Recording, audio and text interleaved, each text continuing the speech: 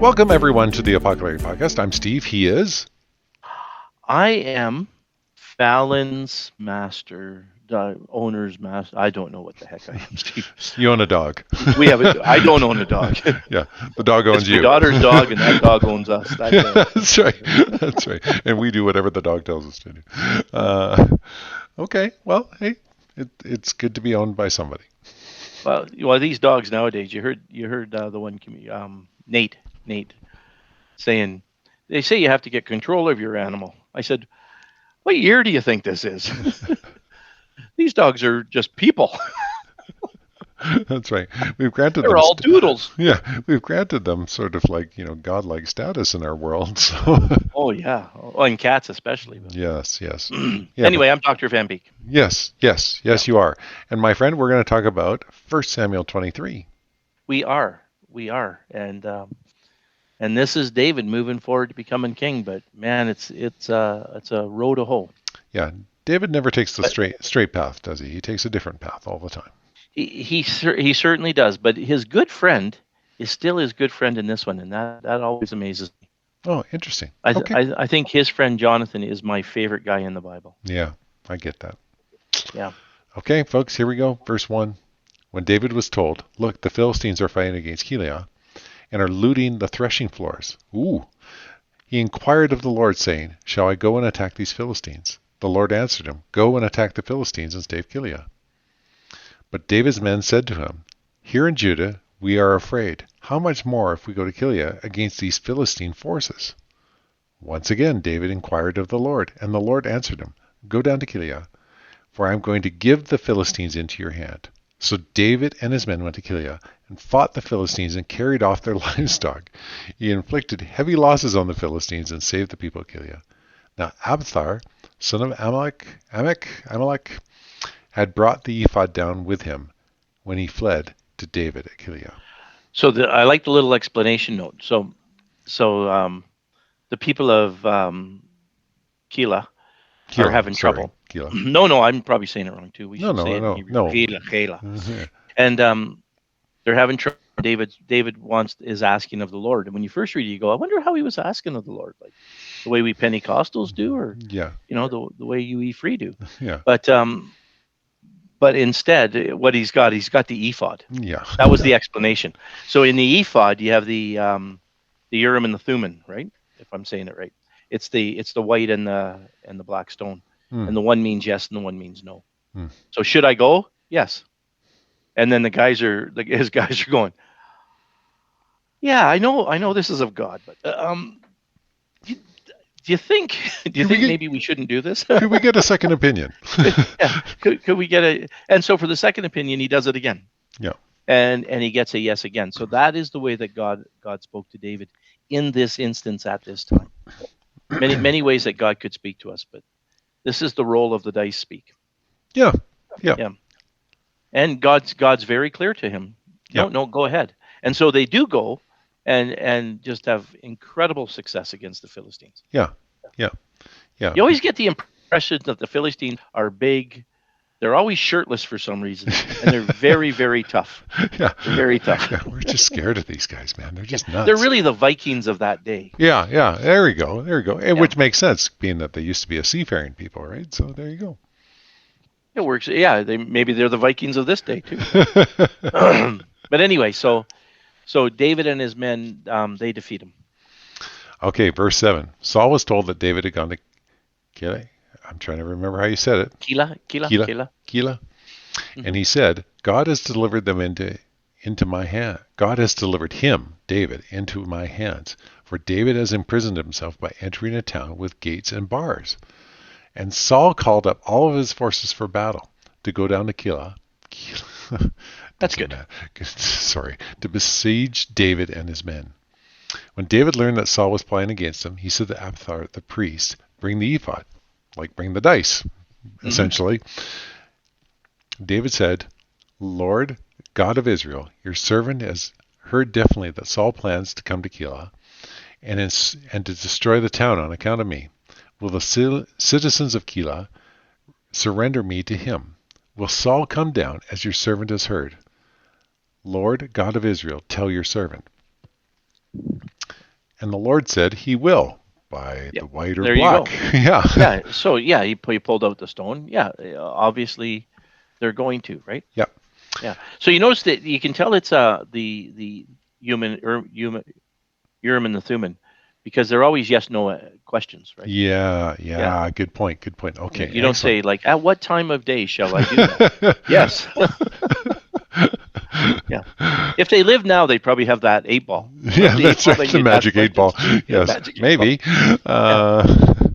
No, that makes total sense of how they done it. But it also doesn't mean that God didn't direct it either. So God we're totally not. directed it. Yeah. Larry and I are not saying that, folks. They will, he said. That's at the end of verse 12. So David and his men, about 600 in number, left Keilah and kept moving from place to place. When Saul was told that David had escaped from Keilah, he did not go there. David stayed in the wilderness strongholds and in the hills of the desert of Ziph. Day after day, Saul searched for him, but God did not give David into his hands. Which is fairly interesting because, like, Saul's looking for him. It's David and 600 men. Yeah. Have they said the 600 men yet? Yep. No, they did. You're right. Yeah. So it's David, and so the other thing is his forces have increased. Yeah. A couple of chapters ago, or last chapter, he had 400 men. Yeah. Now he's got 600 men. Now where their wives and children are, I don't know. Like, they're not obviously not with them at this point, but they're somewhere. They're staying somewhere. Yeah. They think they might see a fire in the camp. Maybe, hey, that smoke, so it might say something. Well, you think 600 men? It's still very much a Robin Hood story, isn't it? Yeah. You know, his band of merry men, running through the woods in tights, and and stealing from the rich. He's not giving to the poor, but that's okay. Yeah. But he did, because he saved Keilah. Yeah. Keilah. Yeah. Okay, 15. While David was at Horish in the desert of Ziph, he learned that Saul had come out to take his life. And Saul's son Jonathan went to David at Horish and helped him find strength in God. Do not be afraid, he said. My father Saul will not lay a hand on you. You will be king over Israel, and I will be second to you. This is unbelievable, isn't it? Isn't it? This man is. I don't know why. I guess the ladies might consider him big and good looking too, Jonathan. But he's just an incredible guy. Yeah. Like straight up soldier. Remember, he kills those guys. Yeah. If they say, come on up here, we'll take that from God that we're supposed to go up there. Yeah. His armor bearer's going, I don't think so. Yeah. And he goes up and wipes them out. And then he comes down to David and says, look, you can be king, man. So maybe David did tell Jonathan that one day he would be king. Mm-hmm. Because there's nothing to suggest anywhere else.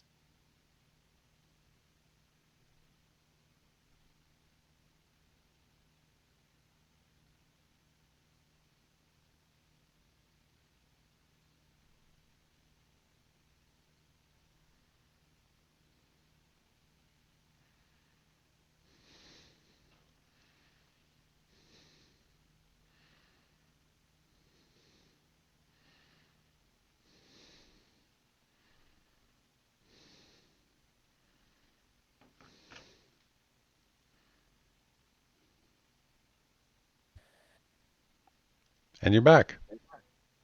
Okay, I don't know where did you lose me? What was I saying? Let's do it this way. Why don't we pretend that matter of fact, why don't I read 15 again? And I'll say it, just say it, and then you can jump back in with that, because it'll be easy for me. Okay, and I'll let you get right to the end this time before I jump in. Okay. 15 now. While David was at Horish in the desert of Ziph, he learned that Saul had come out to take his life. And Saul's son Jonathan went to David at Horish and helped him find strength in God. Do not be afraid, he said. My father Saul will not lay a hand on you. You will be king over Israel, and I will be second to you. Even my father Saul knows this. The two of them made a covenant before the Lord. Then Jonathan went home, but David remained at Horish. Yeah. Jonathan is probably the best guy in Scripture in many ways, isn't he? Yeah. He's an incredible soldier. He remember they stand on the hill. He says, "Yeah, if they tell us, come on up here, and we'll take that from God. We'll go up." Right? His armor bearer may have been less enthused about the process, but then he goes up and he takes them out. Remember?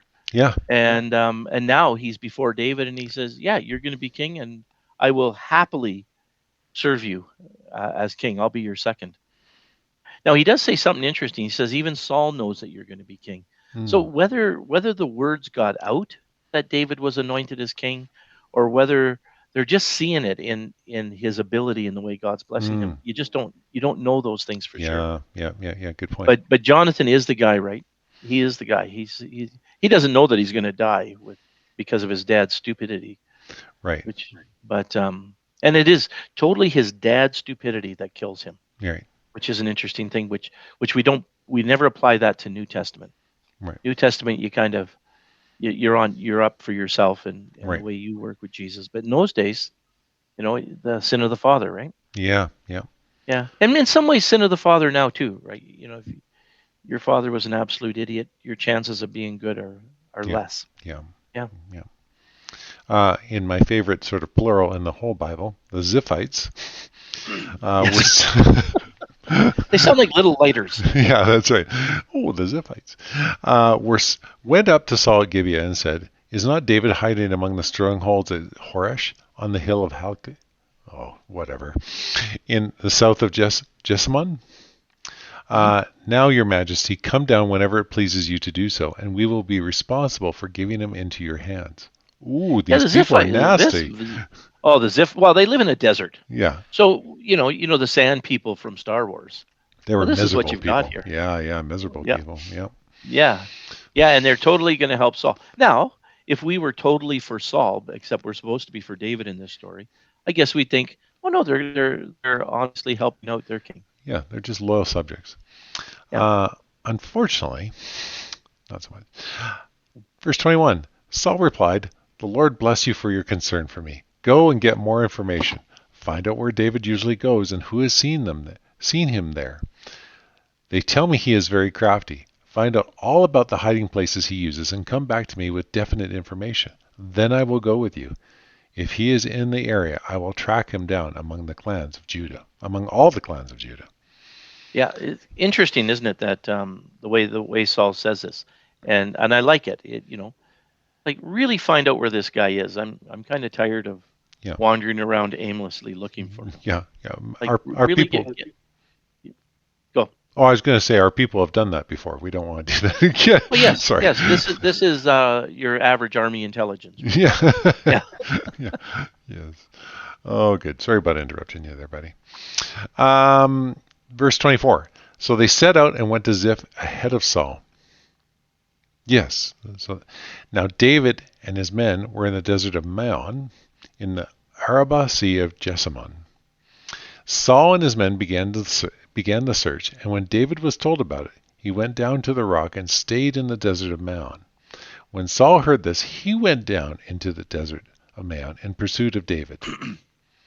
Yes, and it looks like a really good move on Saul's part. However, God brings something in the next chapter. Right. Saul was going along one side of the mountain, and David and his men were going on the other side, hurrying to get away from Saul. As Saul and his forces were closing in on David and his men to capture them, a messenger came to Saul. "Come quickly, the Philistines are raiding the land." Then Saul broke off his pursuit of David and went to meet the Philistines. That is why they call this place. I, Yes. yes, that place.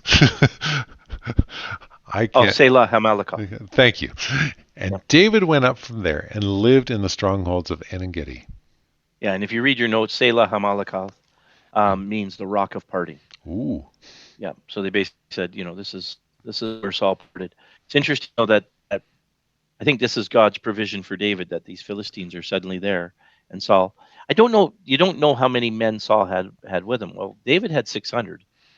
Saul 4 times that. Who knows? Yeah, something. A And big and number. and yeah, and with the Philistines, this must have been a small group of Philistines too, because it's not two massive armies facing each other. Right. It's two smaller groups in a skirmish, Hmm. which would have happened quite often. Hmm. So it's really something. And the next chapter, David's going to get his chance to kill Saul. Oh. Yeah, but right now he's still taking over, looking after his men. And what these guys do, and this happened with Jephthah way back as well. what in the time of the judges is Yep. what these guys do is they take these men and they protect these farmers and they protect these others, and usually they get paid by those guys for the protection. You're going to find that out a little bit later on when David marries one of his next wives, that he protects this guy, and then the guy says, "Yeah, I don't care," and then David's going to go back and say, "Well, then I'm going to kill him," and his wife says, "No, don't kill him." So it's kind of intriguing the way it goes. It's also a land where you could do this. You couldn't do this stuff in Canada, I don't think. No. Well, I guess with the right clothes. It's a cold place to be doing this kind of stuff. Yeah. Good point. Yeah. So anyway, he's still moving toward being king, and you get another glimpse of his good friend Jonathan, and the other part that we don't really know about is how they did this. How did these 600 guys get food all the time, and how did they cook their food, and how did they eat? Were there women coming with them, helping them, or did the soldiers just take care of themselves? Yeah. Someone would say, "How can you dare say that were there women coming with them?" But oftentimes, the ladies did that kind of stuff. That's what they did. Yeah. Yeah.